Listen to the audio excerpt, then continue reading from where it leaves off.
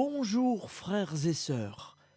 Aujourd'hui, je vais vous parler du signe de la croix. Oui, le signe de la croix. Alors, pour nous, catholiques, le signe de la croix est le geste de foi par lequel nous touchons du bout des doigts de la main dépliée, car les 5 doigts rappellent les 5 plaies du Christ sur la croix. Le front, la poitrine, le cœur, l'épaule gauche, puis l'épaule droite. En faisant ce geste de foi, nous nous plaçons sous le regard de la très sainte Trinité, en proclamant au nom du Père et du Fils et du Saint-Esprit. C'est aussi un acte de foi dans le salut apporté par le Christ. L'axe vertical rappelle l'incarnation de Jésus, Fils du Père, l'union du ciel et de la terre. L'axe horizontal, le passage des ténèbres à la lumière et de la mort à la vie. Nous écoutons le signe de croix chanté par Jean Martin.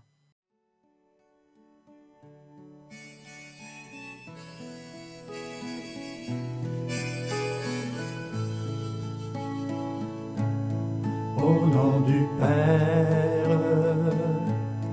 au nom du Fils, au nom du Saint-Esprit, nous sommes ici. Au nom du Père, au nom du Fils, au nom du Saint-Esprit, nous sommes ici. Pour te louer, te remercier, te prier et t'adorer, nous sommes ici, Seigneur, sous ton regard. Pour te louer, te remercier, te prier et t'adorer, pour t'acclamer, notre Dieu d'amour.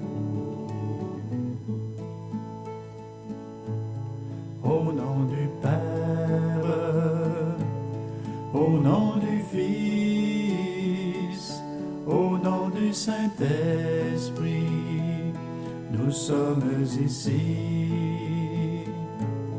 Au nom du Père, au nom du Fils, au nom du Saint-Esprit, nous sommes ici. Pour te louer, te remercier, te prier et t'adorer, nous sommes ici, Seigneur, sous ton regard.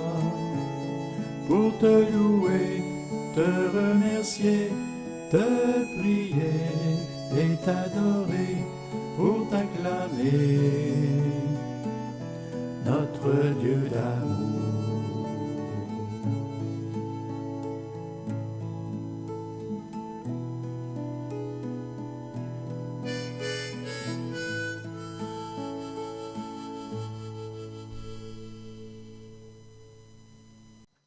Oui, le signe de croix est le signe des chrétiens, un geste qu'on fait parfois sans même y penser.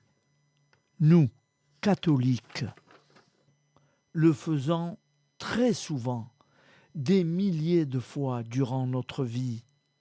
Nous avons été marqués du signe de croix lors de notre baptême, où nous sommes devenus enfants de Dieu et de l'Église. En réalité, ce signe a une signification profonde. Au nom du Père et du Fils et du Saint-Esprit. Esquissé à l'entrée d'une église, devant le tabernacle et au tout début de la messe. C'est bien un geste fondamental de la prière chrétienne. On en trouve la première mention au IIe siècle chez l'écrivain chrétien Tertullien, qui recommande de se signer le front d'une croix avant chaque activité quotidienne. À partir du IVe siècle et de la conversion de l'empereur Constantin, la croix devient l'emblème et le symbole de la chrétienté. Lorsqu'on interrogea sainte Bernadette de Lourdes avec cette question « Que faut-il faire pour être sûr d'aller au ciel ?»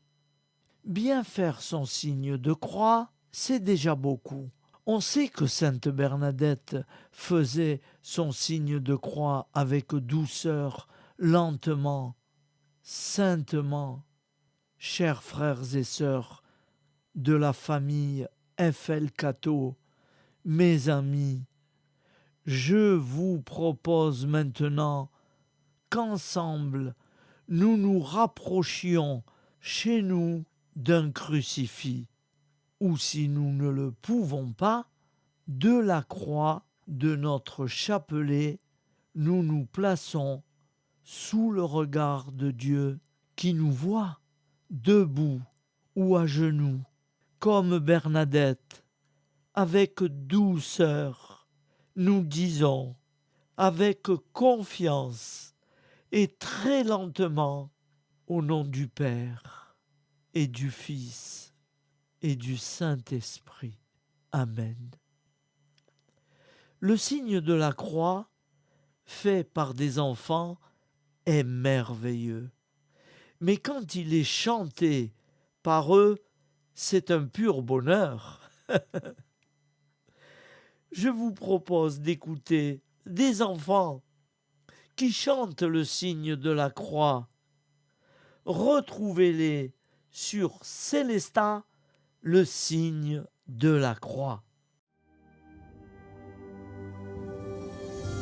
Le besoin de grandir, l'amour qui est en moi, me fait chercher partout le signe de la croix.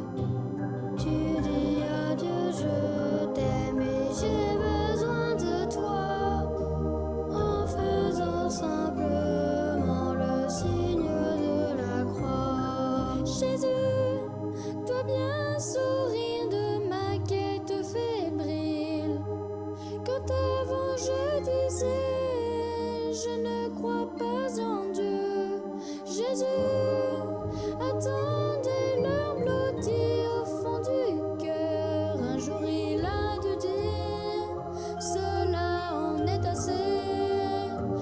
Il cherche l'amour partout alors qu'il est en lui.